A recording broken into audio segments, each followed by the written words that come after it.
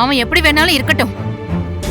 எனக்கு பசிக்குது, நான் சாப்பிடுறேன்னு என்னால இருக்க முடியாது. அவன் சாப்பிடாத வரைக்கும் நான் சாப்பிட போறது இல்லைன்னு சொல்லியும் அவன் இப்படி இருக்கானா? என்னை பத்தி அவனுக்கு கவலை இல்லைன்னு தானே அர்த்தம்? ஐயோ அம்மா, அப்படிலாம் இல்லம்மா. அப்படிதான் சக்தி. உனக்கு என்ன பத்தி எந்த கவலையுமே இல்ல.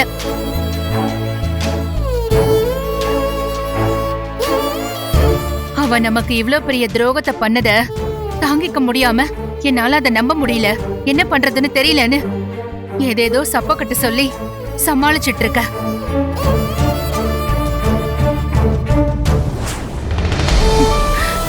என்னதான் அவ மாய மந்திரம் பண்ணி வச்சிருக்காளோ தெரியல.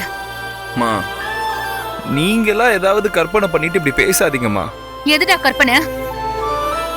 நீ எப்படி இருக்கியோ, எப்படி நடந்துக்கிறியோ அதத்தானே நானும் சொல்றேன். அத்தை, என்னத்த நீங்க சுத்தி வளைச்சு பேசிட்டு இருக்கீங்க? மாப்பிள, இப்ப அத்தை சாப்பிடணும்னா நீங்க சாப்பிடணும். நீங்க சாப்பிடுவீங்களா?